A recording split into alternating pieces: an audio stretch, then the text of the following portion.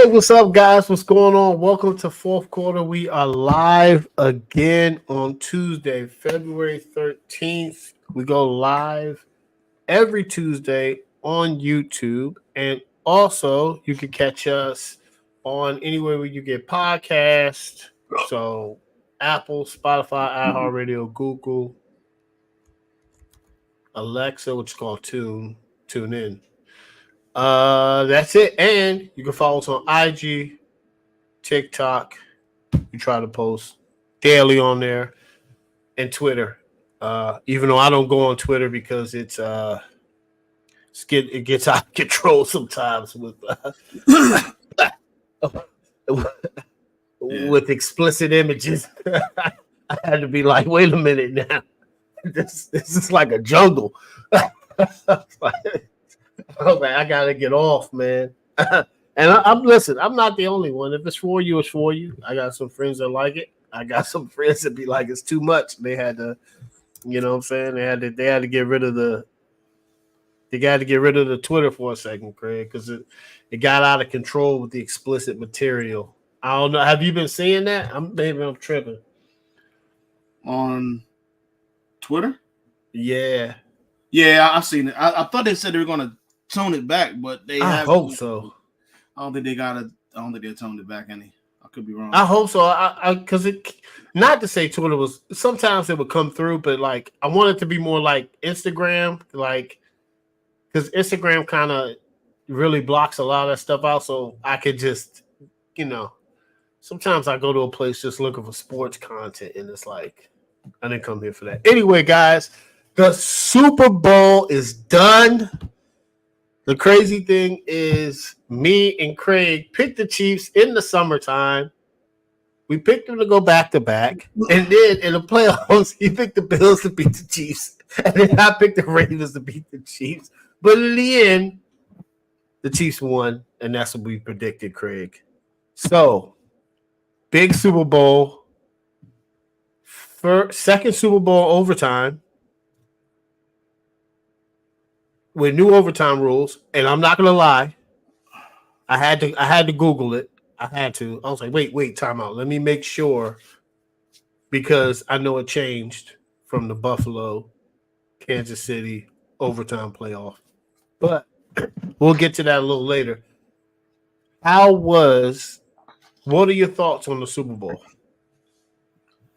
The first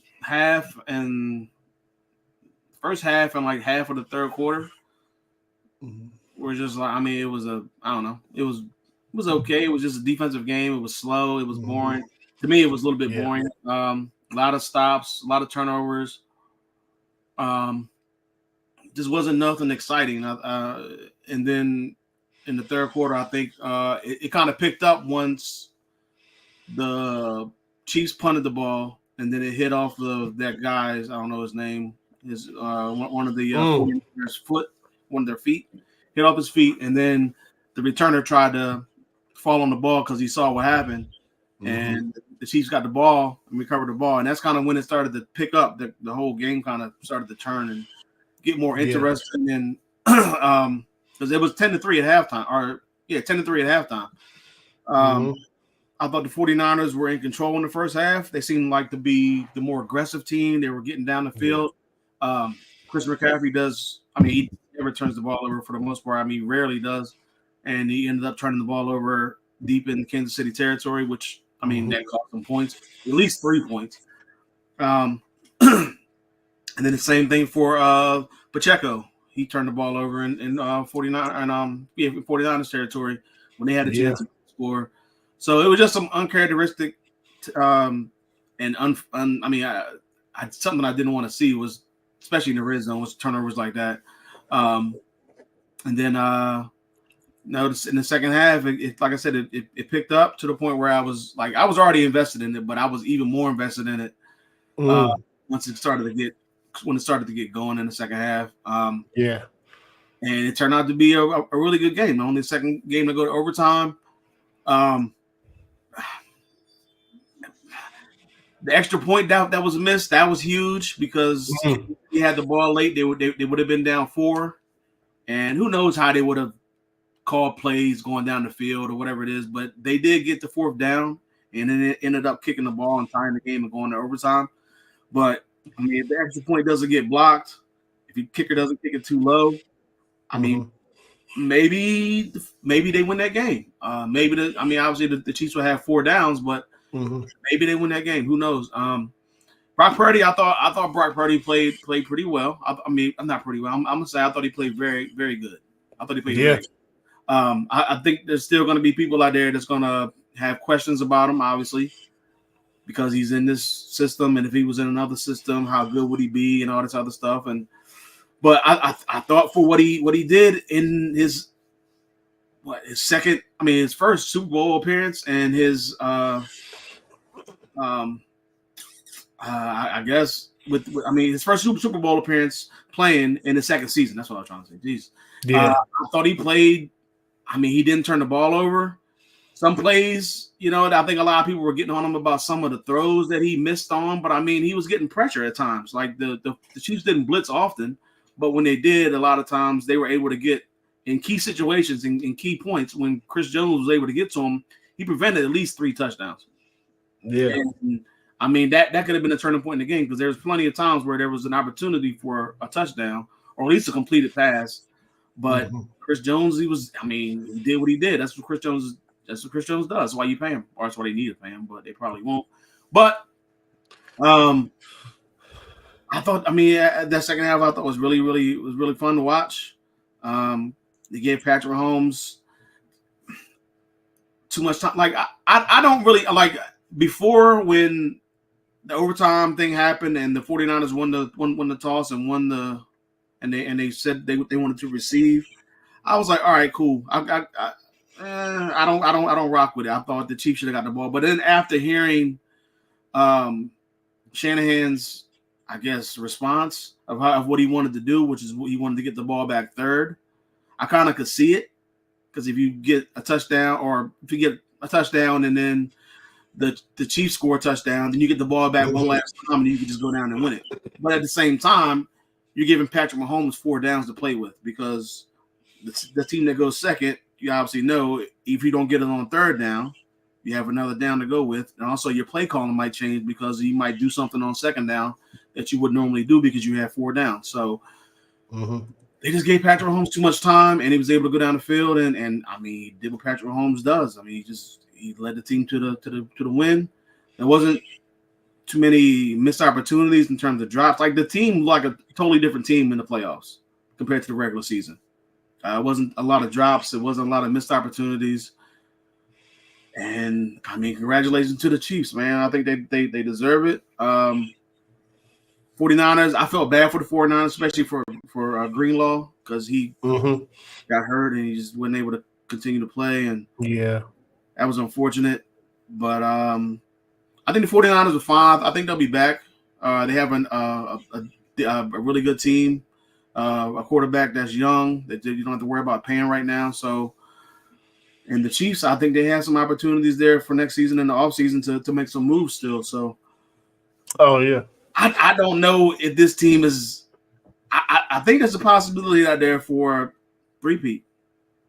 Definitely. So we'll talk. We're definitely going to get into that later. My thoughts on the game was, number one, I know everybody's like, oh, the overtime rule. I had to look it up. I'm gonna be honest. I was like, wait a minute.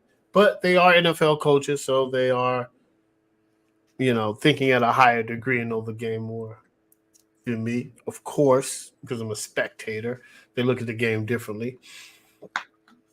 And that's their profession and their passion. The first quarter, I kind of knew that's where it was going. I knew it was going to be a slow-paced game. I thought it was going to be 27-20. It's probably off by a couple points, but I knew when you have like 2 really good teams that are coached really well, most times the adjustments start coming in the second half, especially for really good teams. And these were the 2 best teams in the NFL, or some of the best teams in the NFL. Yeah, the Ravens, but at the end of the day, these were the 2 teams left standing.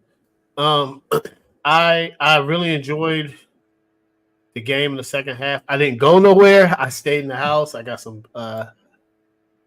We took Faith out for her birthday earlier, but after that, I stayed in the house. I didn't go anywhere. I actually was like, let me just sit down and watch this game because it's the last NFL game until September. So I don't count preseason. Nobody does. Some people do, but I don't really watch preseason. So,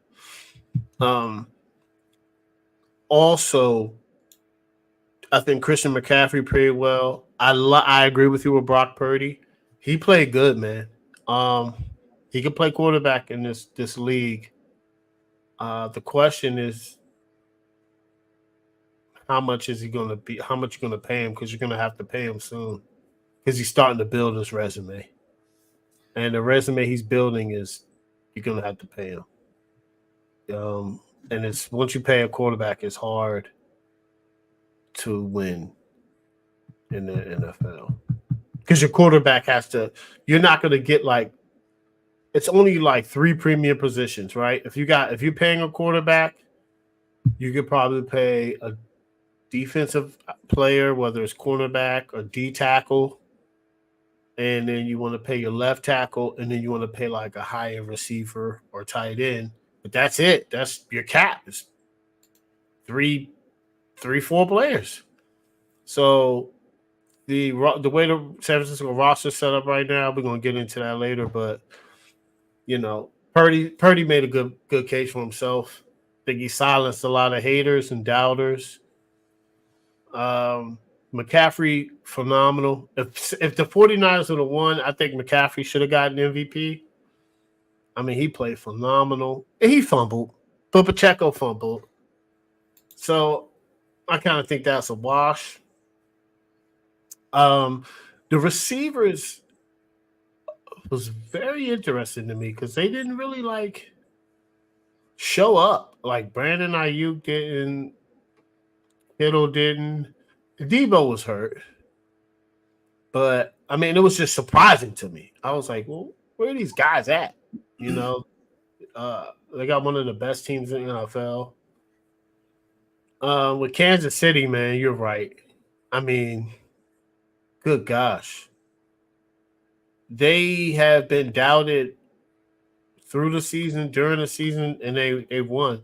Patrick Mahomes, I think we're witnessing greatness. Chris Bouchard said it. He was like, he's Jordan-esque. He said it in 2018. I don't know if he has. If Andy Reid don't retire, man, they might go on a run. We'll get into that later. But right now, he's separating himself. like certain things that he said, right? The way that he talks, right? In a presser against the Bills, he says, "Job not finished." We know who said that, right? One of the great ones, Kobe Bean Bryant. He also said he told his teammates, and now it came out later that I saw a tweet, but he told his teammates, he said, "Don't go to any parties because if you don't, I'll promise you another Super Bowl." Who says that? Patrick Mahomes. Then he says that after he won, says, I was talking to Tom Brady, and Brady said that once you win the Super Bowl, you're not the champion anymore. Go get another one. I was like, what type of mindset is that? Only great players said that. He said Tom Brady told him that. So I think he's just on a different level. Travis Kelce yells at Andy Reid, bumps him. I know people had concerns. Okay, listen. I know sports are very passionate and players are passionate. And we've seen Hall of Fame players and Hall of Fame coaches yell at each other. Jordan yelling at Phil Jackson, and it happened. Right? Only one I probably didn't was probably Tim Duncan, but most other passionate players I know They were like, "Nah, coach, put me in the game." Blah blah blah. I mean, that's what you want to see. Travis Kelce is making the case of being one of the not only the best tight end ever, but he's trying to break some Jerry Rice postseason records. So that's been that he's already broke the receptions record, and he's closing in on the touch. Because I'm gonna be honest, I thought those Jerry Rice records were untouchable in the postseason, and he's a tight end. He's starting to touch it. Pacheco bounced back. I mean, the Chiefs just Chris Jones. Oh man, you know what? I we're gonna talk about this later, Craig, but they might be able to bring him back. You know, I think so because those four pieces are Chris Jones, Andy Reid, Patrick Mahomes, and Travis Kelce. Those are phenomenal. They're just phenomenal. They're all first ballot Hall of Famers, and they have a dynasty. They have a dynasty, man, and it is what it is.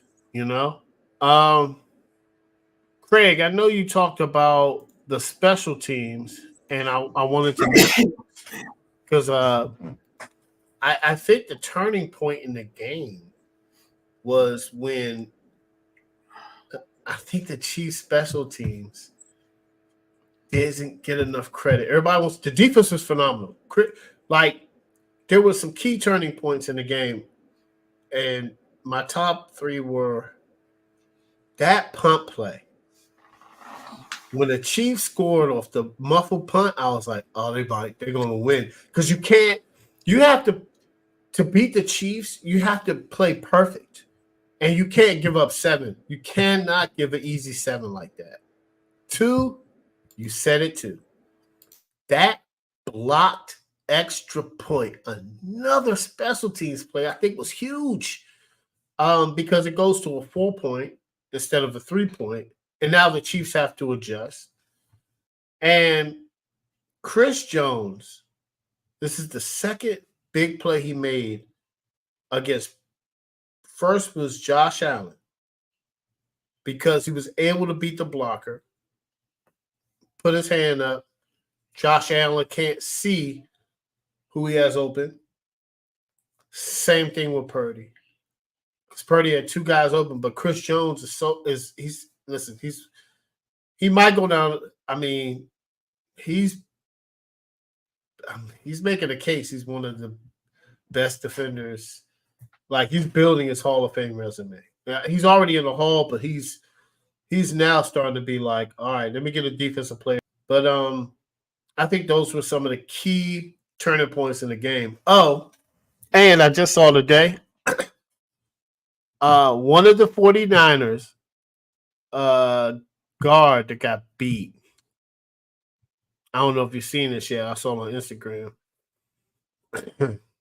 But the guard was basically saying like, "Hey, man, my fault. I missed the block against Chris Jones because I was turning up." You know what I'm saying? Like I woke up to so that's what those little things is. That's what Patrick Mahomes and Andy Reid talking about. Like, hey, we're in Vegas. Let's not go to any parties. Let's stay focused to win, and that's what makes great teams great. What were some of the turning points in the game for you?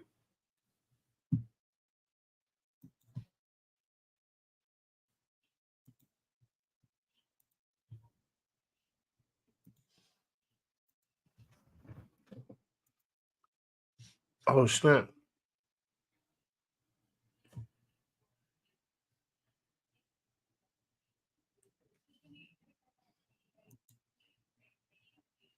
Oh, Craig. Forgot how to mute it. So the turning point for me, my bad. No, you good. They were the fumbles that happened in the first half because they both were deep in each other's team in each other team's territory where they could have scored a touchdown or possibly a field goal. The punt where the ball hits off the guy's foot, and then the Chiefs recover it, and then obviously the blocked extra point. And I guess, even though it's kind of controversial, is the Chiefs getting the ball second instead of first. Those are like the five things that kind of stood out to me. I thought the Chiefs did a great job against the 49ers on third down. 49ers were really good coming into this game on third down. They were 16 for 28, and the Chiefs did an excellent job against them on third down. The Chiefs, I think they had I want to say 6 fumbles, but only 2 of them were lost fumbles, something like that, or maybe 1. I gotta look at the box score again. So even though they fumbled the ball a lot, they had 6 fumbles. It should be 5 fumbles, 6 recoveries, and 1 lost fumble. That's what it was. So 5. So that was, that's kind of crazy to have that many fumbles, but you still, you only lose 1 of them, which is insane. That's crazy. And Travis Kelce, he had 1 catch or 1 yard, 1 catch for 1 yard in the first half. He ended up with 8 catches for 92 yards in the second half, which was really big. Chris McCaffrey played. I know people were saying Chris McCaffrey should have got the ball a little bit more, running the ball. He was only getting 3.6 yards a carry, which I know Christian McCaffrey and that O-line, they can break something every now and then. Just keep giving him the ball. But he had 30 touches for 160 yards and a touchdown. It's not like he wasn't getting the ball at all.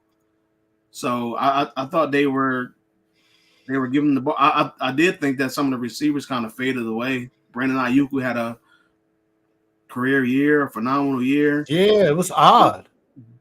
Debo didn't play. You didn't see his numbers up there.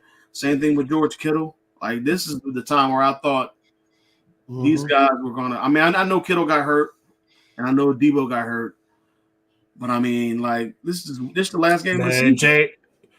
That's what James Jones said. He said it don't matter. It's the last game. You got 200 days off after this. Right, you can go ahead and rest after this game is over with and do whatever you need to do, surgery or just rehab or whatever. But for this game, you got to just go all out and just do whatever you need to do, especially when you're playing against Partrick Mahomes, who's won 2 of them, and your team hasn't won in the last, 3 tries? Well, 2 tries coming into this game. Now it's the 3rd try. So, Shanahan, he was in that Atlanta game where they blew a 28-3 lead and went to overtime and they lost. And in this game, they were up. They were only up 10-0, but they had a chance to win this game with some missed opportunities, and they lost this game in overtime. So, I don't know, man. It's tough to see. It's tough to watch because I feel for some of those guys, especially McCaffrey, because he was obviously a former Panther. I feel for him. I think they have an opportunity because they're kind of young still, especially guys like Purdy and Ayuk. They'll be back, or they have an opportunity to be back again next year. But as long as the Chiefs still have Patrick Mahomes and he can stay healthy through the whole season like he's been, it's going to be kind of tough to beat a team where they don't even have a really good wide, especially if those defensive guys come back. It's going to be really tough to beat a team that doesn't have a wide receiver, a big name wide receiver, and they're still able to win a Super Bowl for the second year in a row.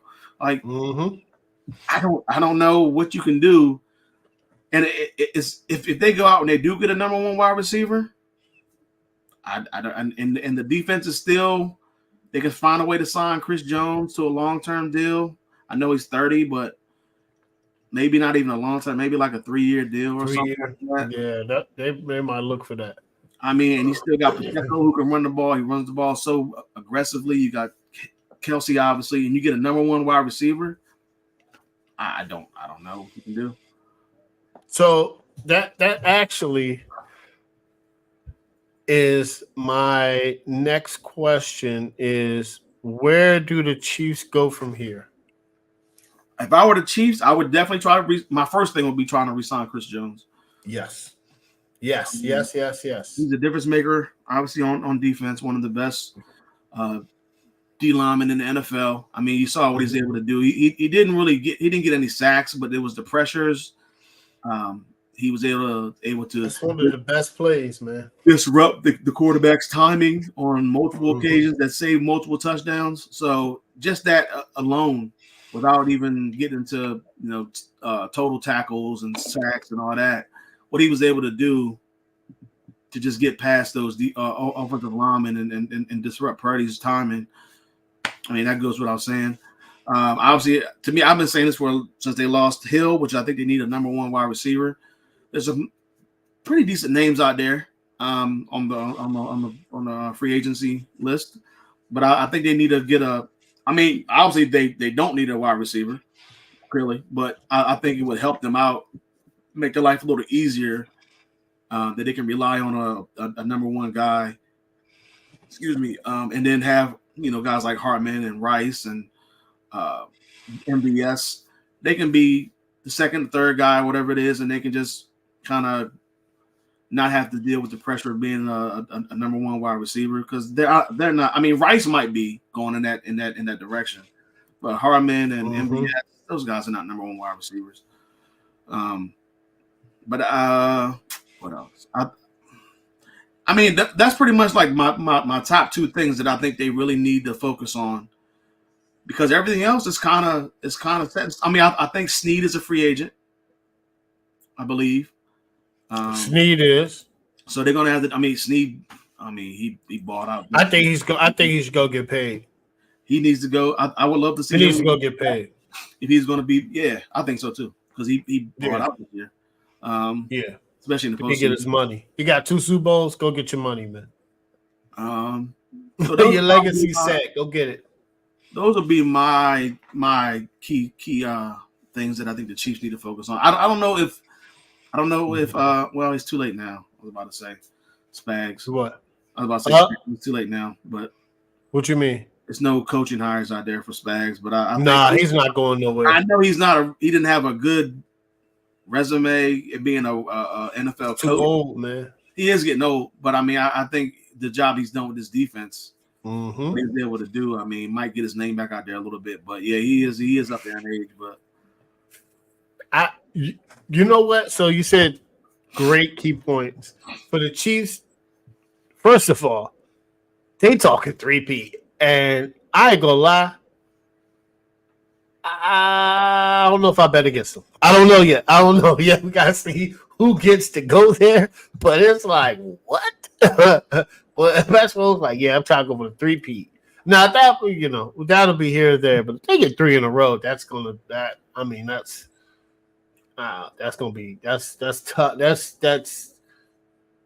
That's tough. Tom ain't even say he did that. But anyway, gotta re-sign Chris Jones. I agree with you. I think they can do it. I think they can free up some money, sign Travis Kelce to one of those deals where they pay it out. Partrick Mahomes gives up a little bit. I think they let Ladarius Sneed walk. I think their most important signing is Chris Jones. They have $23 million in cap space. I think they could do it. But they have to get him to a 3-year deal. They can't franchise him again, but I would just lock him up for 3 to 4 years. I would just make him the highest paid and just win this. Go get this 3-peat. Because after that happens, Travis Kelce's probably gonna retire in another year or two. He's not gonna. Travis Kelce not. I mean, he might. I don't know. Travis might try to play till he's 40. He on his podcast, he said, "I'm playing till the wheels fall off." So we'll see how long that is. Players have been able to play long enough. Tony Gonzalez played till he's 38? Something like that. I think so. I think he did. So, I think that Chris Jones report now with the receiver. I like Rasheem Rice. I think Rasheem Rice is a great number one. I think that if they can get a compliment, like you brought up the free agents. Let me but I do agree with you. I do think they need another receiver, and Ladarius needs to go get paid. You don't want listen and if the Chiefs pick one, I would rather sign Chris Jones and then bring my receiving core back than let him walk a free agency for Ladarius Sneed. If that makes sense, I would just rather sign Chris Jones and then worry about everything else. You know what I'm saying? Like because it's like I gotta have Chris Jones, Ladarius Sneed. Now, let's break down these free agents. I'm about to tell you these free agents, the wide receivers. Hold on, let me bring it up. All right, you ready? So you got Mike Evans. He's probably not gonna. You think he probably go? You think Tampa probably re-sign him?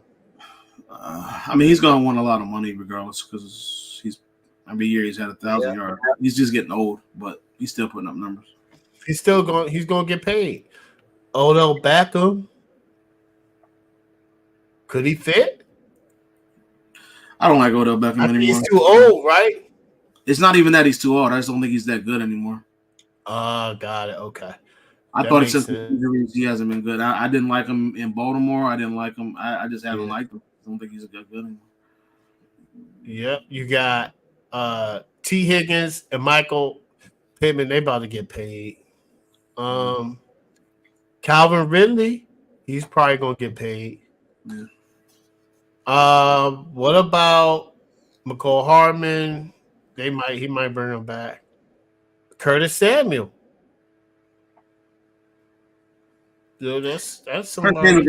Curtis Samuel got paid way too much, and even on the field that much, and he's not even that good. I just. What about Tyler Boyd? Tyler Boyd's not bad. Not bad. He will fit. He will fit right in there with Rasheen Rice. But he's just right in there. He's getting paid too much right now. Yeah. He's like the. You think? He's 29. He's gonna look the top 5 in terms of free agents in terms of their 2023 average. Yeah. In terms of money. So I'm trying to see who else. Yeah, he getting $10 million. I'm looking at it. Yeah. I think Hollywood Brown's a free agent. Hollywood Brown is a free agent. He's gonna go somewhere and get paid. Because we got they probably gonna pay Chris Jones. So I don't know if they're gonna get like a bomb receiver. Well, really, after those guys, kind of sort of. I mean, it's really not too many big name guys. Not too many are like reliable wide receivers. I think Sterling Shepard. He had some good seasons, but he's always hurt. Kendrick Bourne. Randall Cobb was old. He not leaving Aaron Rodgers. He's old. He's getting up there. Mac Hollins.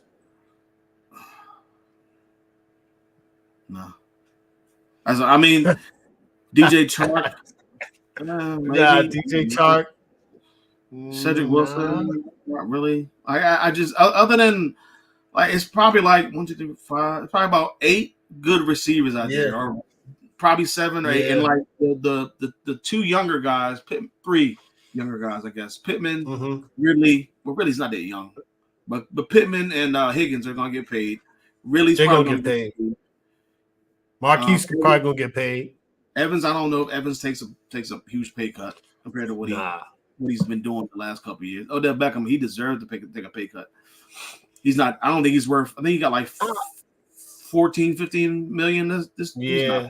If I'm Evans, I'm getting paid. I'm cashing out. He got a Super Bowl already. Yeah, I would. Evans gonna go to the highest. If you want to win, you already got paid. Then you go. I think you can go to make it work in Kansas City. But if you don't want to, you just want money, which is fine because your shelf life in the NFL isn't long, and they don't really care about you once you get used up. Yeah, I mean, you got to go do what you got to do. But Odell Beckham's not worth 15 or whatever. They might mess around and sign Chris Jones and just draft one. Because I mean, you're right. Unless they get like the first round. They want to. Or they could probably replace Sneed. I don't know if there's any. I don't know what the. I don't think so. I think Sneed gonna act. He about to get paid, bro. That's what I mean. They could get paid for replacement for him. Yeah, that's true. That's true. But yeah, I mean, listen, they're in a good spot. You know, the defense is young. They can bring Chris Jones back. I will let Sneed walk. Oh, and shout out to McDuffie. He balled, yo. McDuffie's a baller. He played. He made some key plays. Yeah, he balled. So, and I think he's a rookie or second year. I thought he was a rookie. He's a rookie or second year. So, I think they re-signed Chris Jones and see now D-Hop might opt out. His second year. Second year, he's young. He should have signed with him last year anyway. Yeah. I don't know what he was doing going to tennis. I don't know what he thought was going to happen. I don't know what he thought. I mean, you just I don't know what he was thinking about. Yeah, he could have signed with KD. I don't know, man. That to me, I mean, maybe Kansas City wasn't interested, or maybe I don't know. some of these playoff it seemed teams, like they were interested. It seemed like they were. These playoff teams weren't interested then, because there's no way that you just decide you want to go to Tennessee after leaving Arizona, which is a bad situation because they just. And he's under contract, right? Yeah, I think he's got one more year. I think he's got one more year. Yeah. He got one more year, and I mean they're not gonna. I mean they might cut him because he does have an out. If they choose to cut, because last year's base salary was only $1 million. This year he'll be 32 and it'll be $8 million. I don't know if I don't know. There's a new regime in Tennessee. I don't know if they're gonna want, because they have a rookie quarterback, so I don't know if they're gonna want him. I don't know. That's what I'm saying. If he gets cut, he just might as well just go to KC and win on a high, and then try to get a 3. I mean, because think about it. If Kansas City keeps Chris Jones and it gets D-Hop, I'm picking them to win it. I am. I'm like, they about to win it again. But let me ask you, what do the 49ers need to do from here?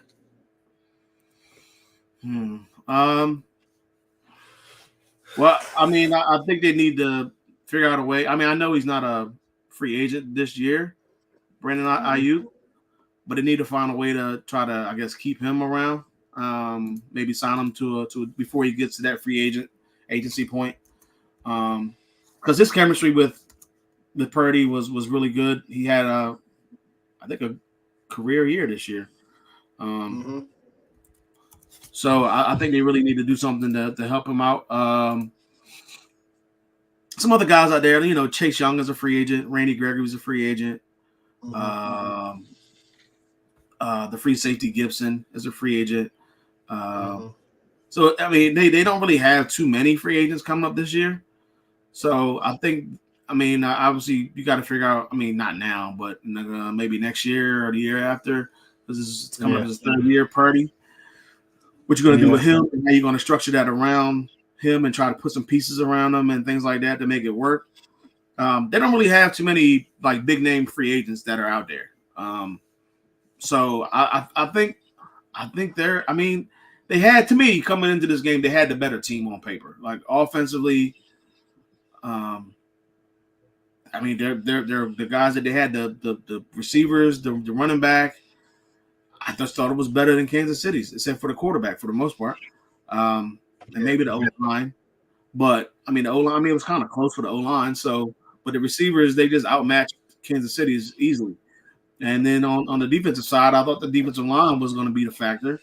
And they had some sacks and they had some pressures and things like that. But I don't really think they have to do too much. I think the team is fine the way it is. You just got to figure out if they're going to bring back Chase Young or not. And Randy Gregory are their two top guys that got, like the highest paid anyway in terms of free agents. But maybe get more depth in the defensive backfield with the DBs. But to me, everything else is fine. Yeah, I think with San Francisco, and I've been saying this for a while. You've been hearing me echoing it. as long as Purdy's on the rookie contract, they're good. I'm looking at it. He can play this year out. He's good. The next year is his last year, and that's the year you probably want to start having conversations in the 25, 26 season. So not next season, but the season after that. Or he could play out the 1 million, but basically they have 2 years of cap space, and then if they're smart, they can sign him to a long-term deal, push the money out. But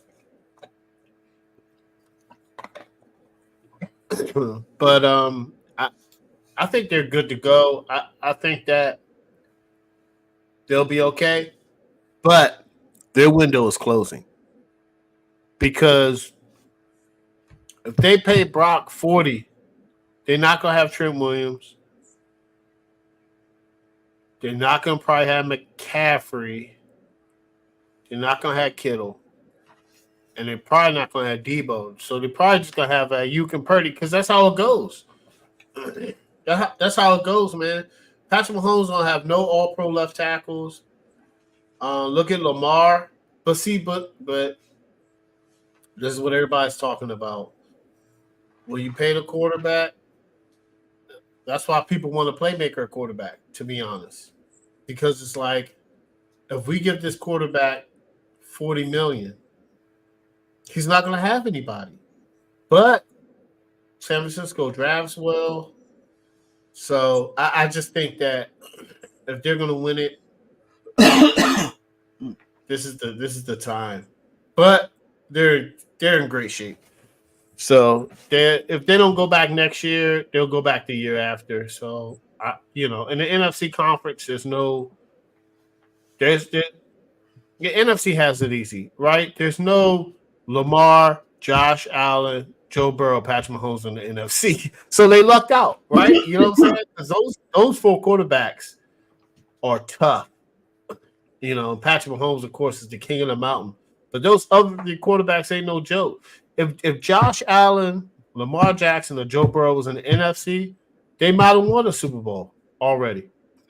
To be honest, they might have won one, or they would at least got to the Super Bowl playing against Patrick Mahomes. But there he is, right there. You know what it is? Hey, man, Lamar. Listen, it's only goats that are. I only have goats that are on my wall, guys. That's it. Kobe, Patrick Mahomes, LeBron, Jordan, and Shaq. I love those players. Those are my goats, man. See this, Craig. Craig appreciates this because Craig like all these players. You know what I'm saying?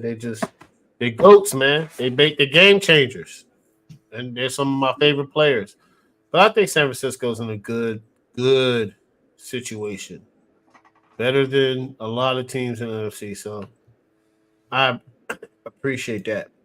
Before we get on to the legacy, I've been hearing a lot of talk. I don't agree with it. It's crazy to me, but there has been talk that the San Francisco 49ers should fire Kyle Shanahan. I don't agree with it. I think he coached good. People forget Andy Reid went to 4 straight NFC championship games and went to the Super Bowl and lost. Like, Kyle Shanahan has went to 2 Super Bowls as a head coach and 3 NFC championships games? I don't know. You know what it is? People that make these statements don't have teams that aren't doing well. Because if you did, you would know how hard it is to find a coach like that. And I just think that he's young, like he's going against Andy Reid. And you got to pay your dues. Andy Reid lost to Belichick. You got to pay. Patrick Mahomes and Andy Reid won't be around forever. He's in the NFC. He'll be okay. So I just, you know, and it's just odd to me. But I could, you know what? I'm gonna tell you who said it. It was Rob Parker on the Odd Couple. Sometimes he'd be saying some crazy stuff, but my dad be saying crazy stuff too. So, what are your thoughts on Kyle Shanahan's like coaching? Do you think? Let me ask you this: if Kyle, because you wouldn't fire him now, right? Let's say Kyle Shanahan goes to another Super Bowl and loses to Patrick Mahomes and Andy Reid, would you ever fight? Like, do you think San Francisco should ever move on from him? I mean, yeah, you have to move on from him eventually. I mean, if the team is not doing well, I would move on. But if the team is getting NFC Championship games, getting the Super Bowls, I mean, the team is. I mean, I hate to say it because he's outperformed where he was drafted at, but the team has the last pick in the draft at quarterback. Now, granted, they have a lot of talent around them. Maybe if they had another quarterback or something like that, then whatever. If they had Joe Burrow and they were getting to the Super Bowl and they were losing, it'd be different. Got it. It'd be a little bit different. Yeah, but I mean, even still, like I don't see what the reason is for firing a guy who's got you to he could have got you to 3 Super Bowls in a row. I mean, not in a row, but 3 Super Bowls in the last 4 years. Yeah, Purdy don't get hurt. They probably beat the Eagles. Maybe they beat the Eagles. Who knows? Maybe you're right. Maybe, yeah. It's possible. But I mean, even if they don't, I mean, the 49ers haven't been to the Super Bowl besides this time and the time in 2020 since I guess the other times when they lost to the Ravens. I mean, they really haven't been that relevant until kind of recently, for the most part. Yeah, you're exactly right. I know Harbaugh got them there, obviously, but before that, they were just kind of. I mean, they were still the 49ers, but they weren't that good. They weren't that relevant anymore. But now they have an opportunity to be the class of the NFC. You really think about it, it's only Dallas, and Dallas always just wets the bed anyway. You got the Eagles. And I mean, you got some upcoming young teams like the Lions, the Packers. You got to watch out for. I mean, this is good. To me, I like that there's other teams involved, but to me, still the 49ers are that class of the NFC. So why break something? I guess it's not all the way. It's not all the way, obviously, 100% intact because they can't beat Patrick Mahomes, but. I mean, they were right there. It's not like they got blown. If they got blown out 48-10, I can be like, okay, you know what? I still wouldn't agree with it, but I can understand it a little bit more. But they lost by 3 points in overtime. I mean, I just can't. That doesn't make any sense to me. So I'm good on that. Like I would love to have Shanahan as the coach of the Panthers. I would love to be in the same situation, or I would love to be a 49ers fan and be in that situation. Yes. Where you're constantly having an opportunity to contend. It's hard to win in the NFL. It's hard to win in sports in general. It's hard. Only one team's going to win. You got 32 teams in the NFL. One team's going to win. 31 teams are going to be upset, sad, disappointed, whatever. So the fact that they got there and had an opportunity to win that game, I mean, he coached. He coached the way he's been doing it all season, and it got him there. Unfortunately, it didn't get him to win, but there's no way you get rid of a guy like that. Because then what's going to happen to him? And then all of a sudden you get some other guy in there, and now all of a sudden you're 7-10. What is your argument then? It doesn't make any sense. Yeah. Mo's not here. I don't know if Mo would agree with that. He might. He likes firing people. Yeah. He'd be like, fire him. I'm like, I just got lost. Like, listen, it's hard. You're right. It's hard to win. And then especially if you're going against a generational talented player. Right? Like Jordan. You listen, all these podcasts I listen to, they're all the players like, hey man, running into LeBron when LeBron, when LeBron went on that 8-year run, players like, man, we were trying, we just couldn't beat them. They were like, we just could not beat them. Kobe, he went to 7 finals in 10 years and won 5 of them. The Celtics, KG and them are still eating off that. They're still eating off one championship that they won in the Kobe era. They still eating. Paul Pierce and KG are eating. I love it, but that's what I'm saying is it's just hard to beat those generational talented players. Jordan, it's hard. Magic, Kareem, Tom Brady, Peyton, man, it's hard. It's hard. And you know what's really hard? Especially when you have those players that, like, I know Patrick Mahomes feels like he should have been drafted number 1. Tom Brady got drafted last. Jordan got drafted 3. It's like Kobe got drafted 13th. He's like, okay, like, I'm going to make sure my presence is felt by winning championships and being the greatest player I could be.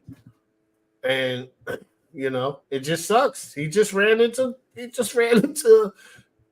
Mahomes, Andy Reid, and Travis Kelce. Now, I want to talk about their legacy. Number 1, it is a dynasty at this point, I believe so. Some people aren't calling it a dynasty. Some people calling it the greatest dynasty. I'm not going that far, but it is a dynasty to me. Now, if they win 3 in a row, that's going to be tough. I'm not going to lie. I'm going to be like, Lee, that's – because it's never been done in football. Wait a minute. I'm sorry. It has been done, but it was like in the 30s. I think the Packers did it. Before the Super Bowl era. Yeah, before the Super Bowl era. I think the Packers did it twice. But if it happens in the Super Bowl era, that's tough to beat. But, like, I think Andy Reid, Patrick Mahomes, and Travis Kelce, they might be the greatest trio to do it because Gronk wasn't there for all the Super Bowls. He was hurt and won. But Kelce's been there. Mahomes has been there. It's just, this is just great, man. I think this Super Bowl meant everything for the legacy. It solidifies the dynasty, and it might be the beginning of more to come. Like I don't know. I haven't seen this in 20 years. And 20 years ago, it was like, oh, the Patriots went back to back. But this feels like, what this feels like a San Francisco, Pittsburgh, like from 2020 to 2010, the Kansas City Chiefs might be in like 7 or 8 Super Bowls, and they might win 5 or 6. Like, this is what it's feeling like at this point. It's feeling like they're gonna go to like 3 to 4 more Super Bowls and win 2 or 3 more, and it's gonna be like, it's that Kobe. It's the like I said, man. It's that Kobe effect, man. Like, I wouldn't be surprised if Patrick Mahomes went 3 in a row. Then he doesn't, like, he wins, and then like in the back half of his career, and Andy Reid's about to retire, and they win 2 more, and then Patrick Mahomes has 6 rings. It's gonna be like, that's gonna be crazy. I don't know where the legacy is gonna end, because if Patrick Mahomes says he's trying to go for a 3-peat, I don't know. I've never seen nothing like this, Craig. His playoff stats are insane. They're insane. So what do you think about the legacy of Patrick Mahomes, Andy Reid, and Travis Kelce? I think it's a really great trio. Them all 3 together. I think they have.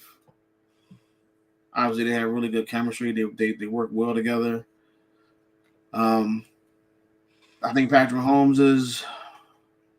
I got him in my top 3 quarterbacks of all time. Travis Kelce is in my. He's in my top. I would have to look at it because I really haven't spent too much time on tight ends, but he's in my probably top 5, definitely. Andy Reid's probably in my top 5, at least of coaches that I've seen and everything like that, and tight ends that I've seen and quarterbacks that I've seen. So you put it all together. I mean, it's a really good. It makes a really good group. It makes a really good family. It makes a really good group. Like they all work well together. This is definitely a dynasty. Some people were calling it a dynasty before they won the championship, which is fine. I would just call it a dynasty once they won 3 out of the last 4, and which is what they did. So I think they've done a phenomenal job. I mean, obviously they're not done. Still a lot more left. I want to see if they can get 3. I think when the Packers did it, the Patriots did it, I was ready for them to see if they can get 3. They didn't. Cowboys had the same thing. Yep. And now we're on to the Chiefs. So, San Francisco, I think the 80s. They did have back to back. They beat the Browns and the Broncos. Yeah. So it's been a while. I mean, it's some teams. I mean, it's been almost 20 years since the last time a team has repeated, and you can't win 3 without winning 2. So this is what they've done. It's an opportunity to just. I mean, and it's definitely there for them. So I want to see if they can. I will say this. I can do without Taylor Swift though. I don't need to see her anymore. That's fair. I really don't need to see her on TV. And they showed her it. I didn't tune in until about 6:35, like right before kickoff.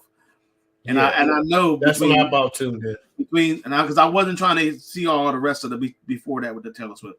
And they showed her at least 10 plus times in the time between 6:30 and the time that they were giving out the trophies. I think I think they showed her 12 times. I could do without that. Like I don't need to see that. But everything else is fine. Like that's the only reason why I would just root against the Chiefs is because of her. But other than I got you. I do want to see greatness. I do want to see them go and win 3 in a row. It's never been done before. I think it's been done in all the other sports. Patrick Mahomes did. You know, he's the youngest. It's been done in hockey. I believe so. Yeah, maybe a long time ago. I got to check, but I'm about to see right now. Go ahead, keep talking. But I think Patrick Mahomes joins guys like Larry Bird. I forgot who. They had like a list of players who won 2 MVPs and 3 championships, and there was no NFL in like the first 7 years or something like that. And there was no NFL. Yeah, they were talking about that on Nick Wright was talking about that on First Things First. So nobody has had a start in the NFL like this. Yes, you're correct. Yep. So, and he became in that rare company. I think there was somebody in each of the big main 4 sport, of the other 3 main sports: basketball, football, hockey. Basketball, baseball, hockey that had somebody reach that status, and there was nobody in football until Patrick Mahomes did it. So he's in rarefied air, man. Like this is just sometimes you just gotta sit back and just watch some of these great players because you just never know how long they're gonna play. So you just want to enjoy it, whether you root against them or you cheer for them or whatever it is. Like just enjoy it because guys like Peyton Manning when he was doing his thing and Tom Brady, and now you got Patrick Mahomes, and then like the NBA obviously you had Kobe and Shaq, and now you got LeBron, and LeBron's almost done. So I mean, and that his time in the league just flew by. And now in baseball you got some guys out there too, in hockey like locally Alexander Ovechkin. Yeah, so it's just you just got to enjoy and embrace some of these guys while they're still playing. And so I hope that Andy Reid comes back and he's able to coach another 5, 6, 7 years or whatever it is. I think so. He's getting up there. He's 34, but hopefully he can come back as well. Mahomes can play till he's in his 40s. Yeah, if he wants to. But as long as they put the right pieces around this team, I think they'll be fine. I think it's going to be tough because they're in the AFC. It's a tough conference, but it's still the Chiefs. Like they still have that coach quarterback combination. Just those two. And, it's the best in the NFL. It's the best in the league. So. 3P champions. I looked it up. It looks like it was like in the 70s, it was the Oakland A's. In hockey, it was in 70s, Montreal, Canada. In the 80s, in hockey, it was the New York Islanders. They were the last ones to win 3. And then, of course, you got the 2 by the Bulls, 2 3-peats. Shout out to the Houston Comets, WNBA. Cheryl Swoops, Tina Thompson, and Cynthia Cooper. They won 3 in a row. I think the Aces. Yeah, I think the Aces won back-to-back, right? They might be up for 3 in a row. Houston won 4, I believe. They won the first 4, didn't they? Yeah. I think they won the first 4. Oh, yeah, they won 4 in a row. Yes, they won 4 in a row. 4, yeah. So, the Yankees. Yeah, I know the Yankees. 2000 Yankees, and then the Lakers, of course. Yeah. Yeah. So it's never been done in football besides the 30s. But in the Super Bowl era, it hasn't been done. I mean, if they do that, I'm gonna be happy to witness it. I'm gonna be happy because it's gonna be crazy. And the Super Bowl's in New Orleans next year. It's gonna be crazy. Okay, Craig, let's go down to your top 5 Super Bowls. Craig's top 5 list. So I didn't want to. I guess I could have, but I really didn't want to do the recency bias thing yet. And put 58 in there, even though it went to overtime. Like the first half to me was kind of just but it did pick up and it did go to overtime. But I just couldn't put it in there above some of these other ones. So number 5, I got the Eagles. What's the Super Bowl 52? Eagles and the Patriots. Eagles won 41 to 33. This is a back and forth game. Nick Foles is the backup quarterback. He came in. He played the whole playoffs because Carson Wentz got hurt. He was having an MVP type season. And then they go in and then they pull off the upset against the Patriots, who I know they were definitely big time favorites because Nick Foles versus Tom Brady. I mean, you don't think that's gonna end up being a really good Super Bowl, but it did. The second highest scoring Super Bowl in NFL history. Yeah, and gave the Eagles their first championship. So that's my number 5. Talking. Yeah, I know. Number 4, I got the Super Bowl 43. This was the Steelers and the Cardinals. This was a really good game, especially with James Harrison with that 100-yard. I don't know how they didn't tackle him. That 100-yard. Right before halftime. That was insane. And in the fourth quarter, Larry Fitzgerald catches a 64-yard pass that I thought was going to give the Cardinals the win. And that was crazy. Roethlisberger comes back and just throws a crazy pass in the end zone with Santonio Holmes with the tiptoes in the back of the end zone. And they win it 27-23. That was a great game. That was a great game. That was a good game. I was going to put it up higher, but I couldn't put it past. And I could have put this up higher too. Which is 3. Let's see. The year before, Super Bowl 42, which was the undefeated Patriots going up against the Giants. And obviously, this is the famous David Tyree catch off the helmet or whatever. It wasn't a high scoring game, but the Patriots were just dominating teams all season for the most part. And crazy. They were trying to go 19-0, be the first 19-0 team, and ended up just running the Eli. And I mean, 19-0. They had Randy Moss on that team too, but it just wasn't enough, man. The Giants win 17-14 and win the Super Bowl. Number 2, I got Super Bowl 49, Patriots and the Seahawks. I tried not to put a lot of Patriots in there, but I mean, they had some good ones. So it's hard. They had some good ones, man. Yeah, this is a back and forth game. I don't know who called the play or whatever, but down. They were down in the game, and I don't know. All you do is run the ball. That's all you gotta do. And they still talk about it. Down 4, just run the ball. Marshawn Lynch, you got beast mode back there in the backfield, and instead they just throw the ball, and it's intercepted by Malcolm Butler. I would at least ran it on that down I though. don't know, man. Like, What that was about? The Patriots said they practiced that type of play. I don't know. I guess you can practice it. Seahawks never recovered. They I don't know never who recovered. decides they're going to throw the ball from the one. I don't know who practices that type of play. I guess, especially with all those downs left. I think it was on first down, right? Second down, first down, second down. Yeah, it was like it was early. It was like first and second down. It's kind of strange to me. I'm giving the ball to Marshawn. It is what it is. They gave Tom Brady. They gifted Tom Brady another Super Bowl ring with that one. And number one, obviously, is the 28-3.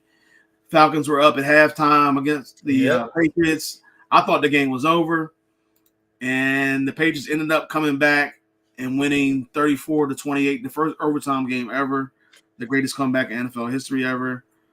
They scored 30 points, and this is Super Bowl 51. Do you remember that? We were watching it together. I was over. Count Tom Brady out. I thought it was over.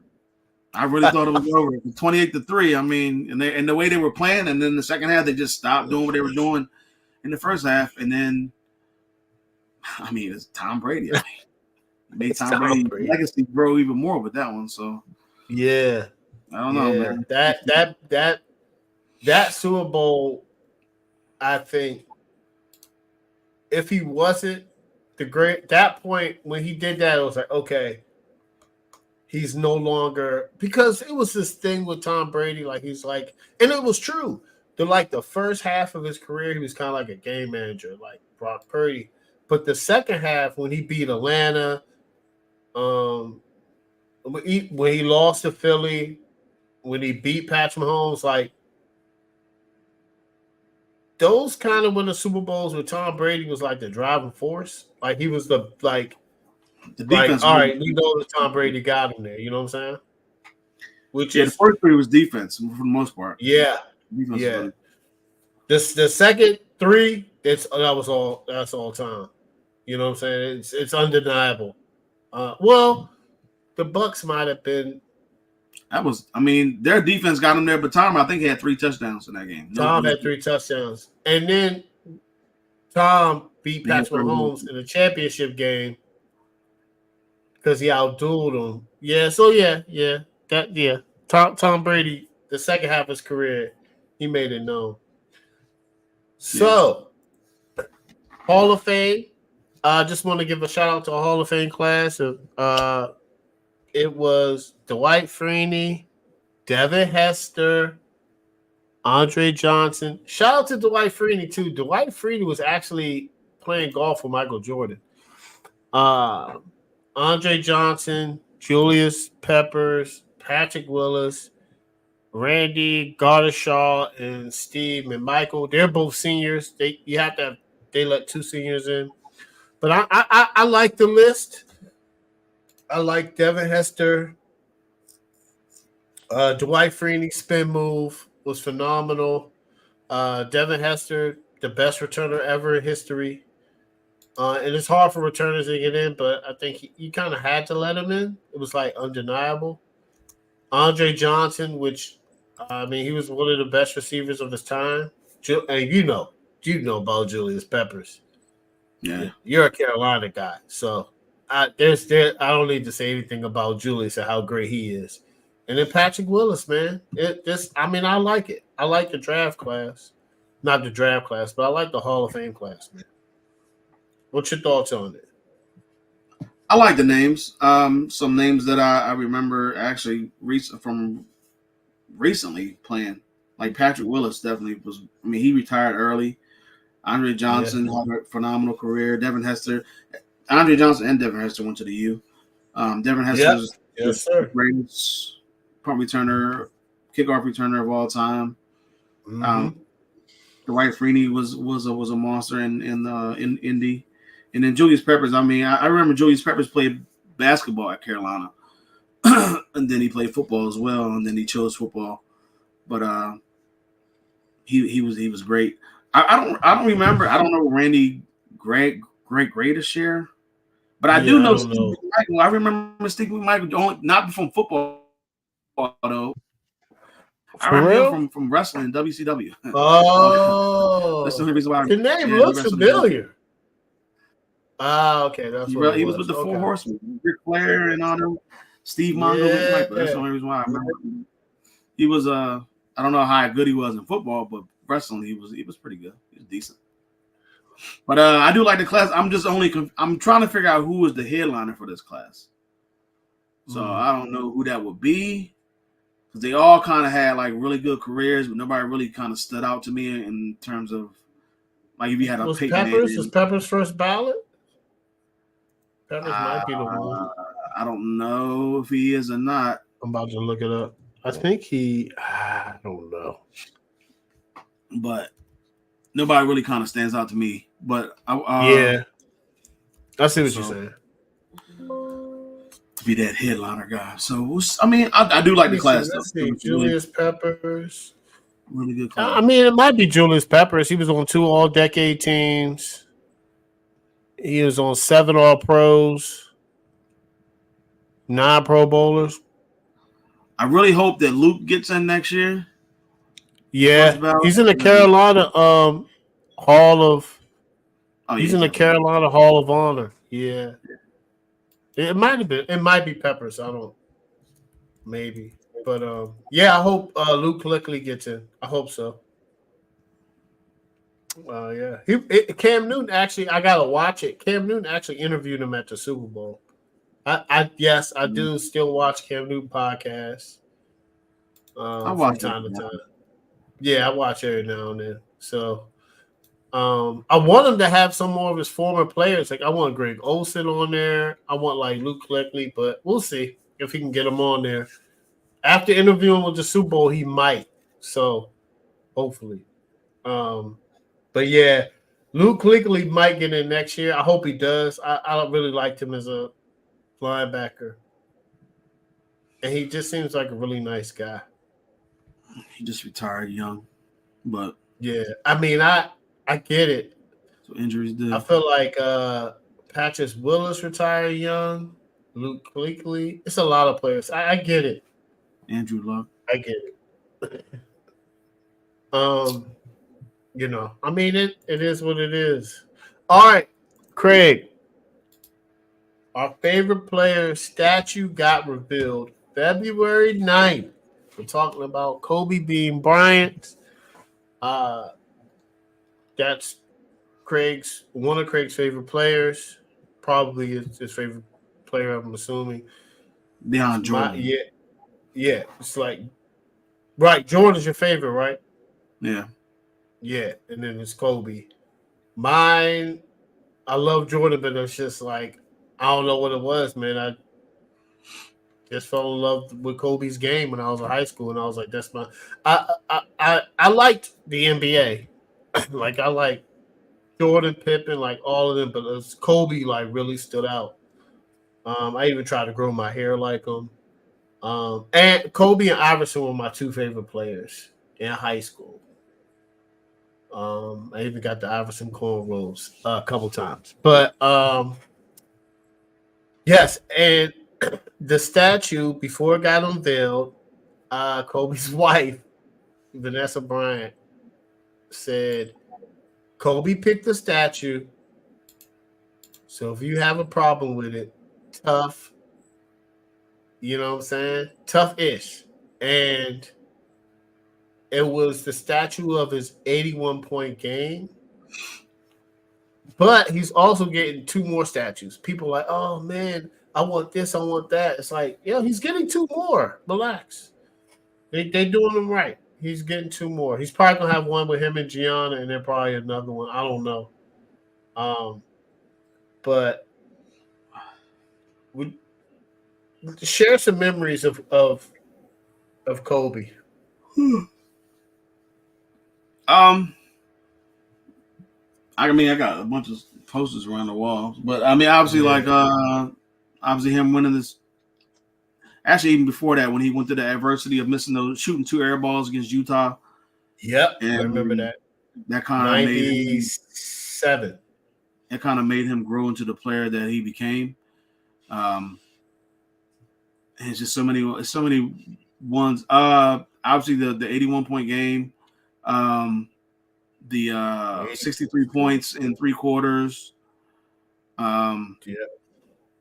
I think there was. I think I was over in Spain when I was just trying to keep up with the NBA, and Kobe. That's when Kobe was scoring like 35 points in like 13 straight games or something like that, or whatever it was. That in that season, and I was trying to keep up with that and the time difference and everything like that. So I wasn't able to watch as many games and whatever, but I was still able to go to the library and just look at what he was able to do. The last game of the season where he scored 60, and man, that was just crazy. Shaq said he wanted him to get 50. He ends up getting 60. Shaq do it too. All the championships, obviously. 5 championships. The one without Shaq, his first one without Shaq, when he won it with Powell and everybody. I thought that was really good for his legacy. Job not just done. To do it without Shaq. The time he one of the craziest was when he tore his Achilles. He tore his Achilles.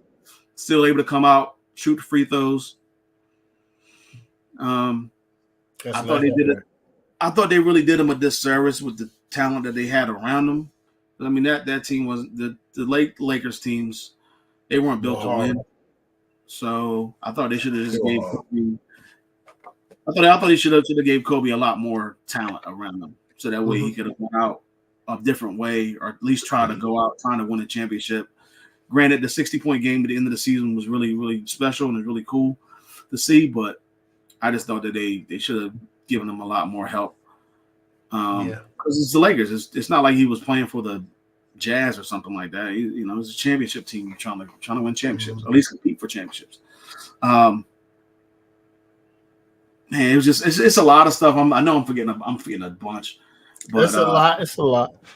Man, it's just been it was an amazing career. Like it was, and ever since Kobe retired in 2016. Oh, you know what? Another one is I got a post. My brother gave me that for Christmas. You don't know if you can see. It's like a picture of Kobe's last game. It was like his last game in Washington. I think he just announced like the game before or 2 games before, and he was retiring. He was retiring. I think it was Philly. He was retiring, and then his next game was against Washington. And me and my brother were there. That's when he went off in that fourth quarter, and he ended up with 31 points, and he ended up beating the Wizards. They had that's when the Wizards had John Wall, and he was still pretty good. John Wall, He just went off in that fourth quarter and hit some crazy shots. The building was going crazy, chanting for Kobe. It was just insane. So that right there is probably like the biggest thing, just because I was there and I never saw Jordan play. I still haven't seen LeBron play. Me neither, But I saw Kobe play in his last game in DC, so that is, and we got like the ticket stubs and the thing and everything. So I love that. Yeah. You know what? To be honest, I never got a chance to see Kobe play because, I mean, live is hard. You know what I'm saying? Like, I might never see. I'm gonna try to see Patrick Mahomes. I'll hopefully see LeBron or Steph. Because sometimes, man, unfortunately, the Wizards suck. So they might be a do not play game. You know what I'm saying? Like, and that's probably the closest basketball team. If the Wizards were John Wall, they were good with them. You know what I'm saying? But oh man, you hit on a lot. My favorite Kobe memories, so Kobe was my favorite player, and that's the whole reason I'm a Kobe fan. The whole reason I'm a Lakers fan is because of Kobe Bryant. My man Ryan in high school introduced me to him, and I was like, he's like, yo, you gotta check out this dude named Kobe. And I started watching him, and I was like, all right. And this is before there was internet.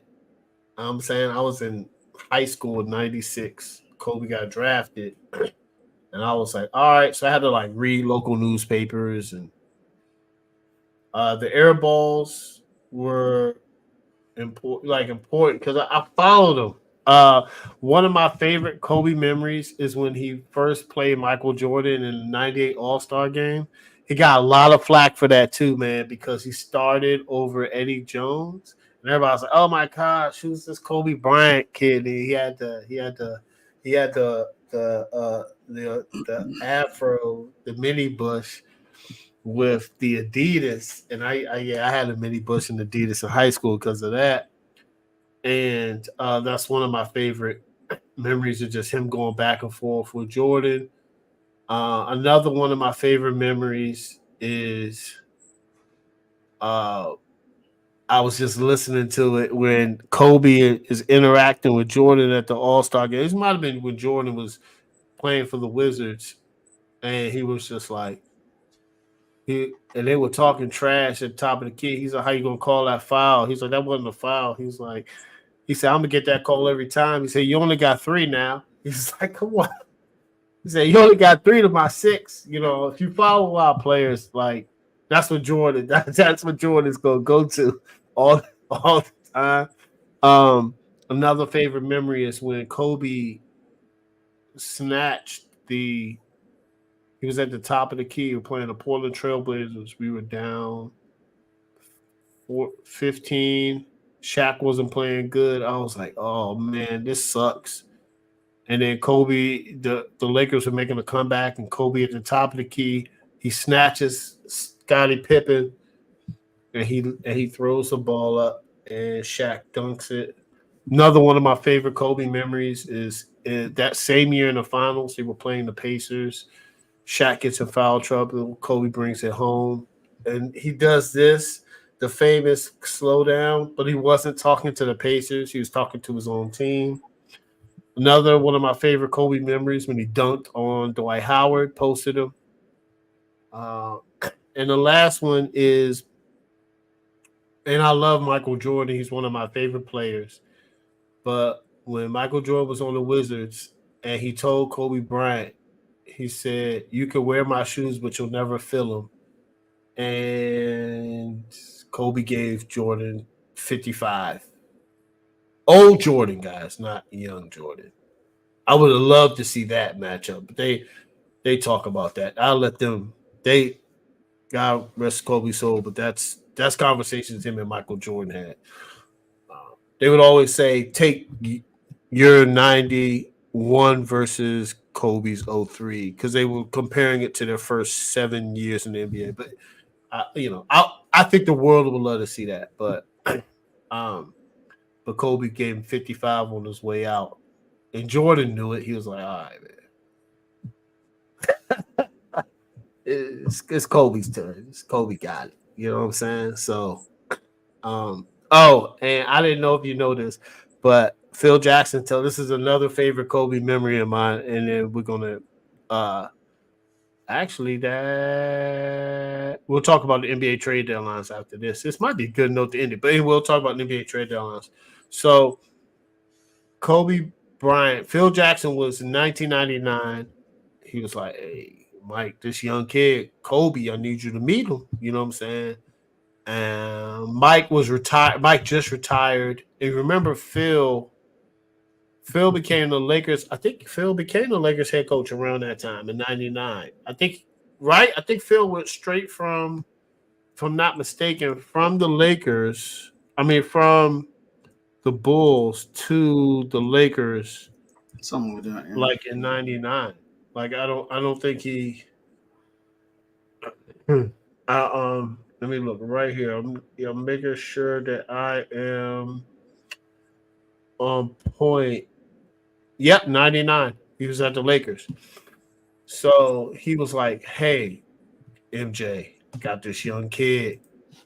Kobe, come meet him." Michael Jordan comes in there. You know, Michael Jordan looking good, right, Craig? He retired. And you know what Kobe says to him? Kobe looks at Jordan and says, "Hey, where your shoes at? Lace them up. Let's go one-on-one right now." And Jordan looks at Phil. Phil's like, "Yeah, it reminds you of you, don't it?" And that's kind of like how the relationship was. He was like, "Yeah, lace them up right now, MJ. Yeah, let's go." You know what I'm saying? And Phil and Mike looked at Phil. Phil's like, "Yeah, this kid is you." You know what I'm saying? So that's just some of my favorite memories. But anyway, he's gonna have some more statues revealed. We'll definitely keep up to date on that. And on the final note, Craig, NBA trade deadlines. I'm gonna be honest with you. Some stood out. Nothing really stood out. There was no big trades. Do you any trades that stood out to you? The teams like got better. I think the New York Knicks getting Alec Burks and Bojan Bogdanovic. I thought that was pretty Yeah, good. yeah, Get some depth, especially coming off the mm-hmm. bench. And with dang, what's the guy's name who plays for the Knicks was hurt? The power forward. I can't remember his name. But Julius Randle. yeah, geez. Julius Randle, he was hurt. I think he might still be hurt. So it just gives him extra. Bogdanovich he can score, he can fill it up. Burks can play defense, and he can shoot threes. So I thought that was a good pickup or a good trade for them. I thought Pat Bev going because I don't know what's up with the Bucks, but I mean Patrick Beverly's not the defender that he used to be, or he's never been an offensive guy. But I mean they need some type of intensity on the defensive side because even when they got Doc Rivers as the coach, they started out I think like 1-4, 1-5 under Doc Rivers, including a loss at Portland, which was dangerous going back to Portland. So it wasn't like you get Doc Rivers and all of a sudden your team just instantly gets better. No, they were still bad. I think Pat Bev gives them an edge, possibly at least trying to get some intensity, trying to instill some intensity for that team. I thought Gordon Hayward going to the Thunder. Gordon Hayward's not a great scorer like he used to be, but he can still give you like 15. He can still be serviceable. He can come off the bench, be the sixth man in that team, possibly. I thought that was a pretty solid trade. And maybe a PJ Robinson or PJ Washington going to the Mavs. I think they needed some depth. They got rid of Grant Williams though, who's a big man. They got rid of Seth Curry and shoot threes. Yeah, I think Washington's off to a pretty solid start this season. He struggled so far with his threes, but I mean the Hornets need to get rid of a lot of people, so they need to do that. But it really wasn't too many big time trades or big time names out there. I think Spencer Dinwiddie going and then getting released from the Raptors and signing with the Lakers. They needed some more depth. They need some 3-point shooting. I'm surprised they didn't make any trades. I'm surprised Philly didn't get a big man to kind of fill the need for. I guess there really wasn't that many big men out there to fill the need for Embiid while he's hurt for the next couple of weeks. Yeah. So they got Buddy Hield. I think Buddy Hield's okay. Good. Depth. I mean, he's not he's not a big man. I guess I thought they needed. To me, I thought they needed to get some type of big man in there to help fill that void just until Embiid gets back. Excuse me. Maybe like Grant Williams. I mean, Grant Williams ain't that great, but never mind. But Grant Williams is he's decent. I mean, but the Sixers are starting to fall. They're starting to fall behind the Cavs. The Knicks kind of lost a couple games. They got screwed on that game the other night, but they're starting to. Yeah, I've seen that. So they don't want to fall too far behind. Because they were at one point they were in third place and they were right there with Milwaukee. Yeah, now Cleveland's in second. I'm looking at it right now. Yeah, Cleveland's second. I think Milwaukee. Sixers are fifth. Yeah, they're starting to fall back. So, I mean, and I don't think they want to be fourth or fifth, especially when you got to play Boston in the next round. I'd rather be third and play Milwaukee, who's hit or miss at this point. Yeah. And I'm looking at the standings. I actually was watching I think the Clippers and Nuggets game. You know what time it is for the year for me. I'm about to start watching NBA and doing my draft. I've already started looking at quarterbacks for the draft.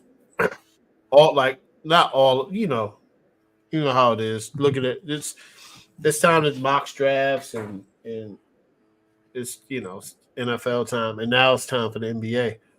But yeah, it was the Knicks are good. The Bucks are 3. Cleveland is 2. But I think Boston's gonna probably run away with it. They're just so deep. And oh no, I'm sorry. It was the Clippers versus the Timberwolves. I was watching that. I was watching that last night. I believe the Timberwolves. I believe they won. If I'm not mistaken. They won. Yeah. When I was watching it, they had a big lead. And I don't know. Minnesota looking tough. They looking tough, man. I think one thing might make the playoffs or the play-in. I guess Golden State. They might. Golden State. Yeah, I'm looking. Golden State, Lakers. They should. Golden State should be able to with Draymond back. Yeah, this is interesting, man. This is gonna be some interesting basketball. Yeah. So, but all right, guys, we are out. We were gonna see y'all next week. We'll be here live Tuesday, February 20th.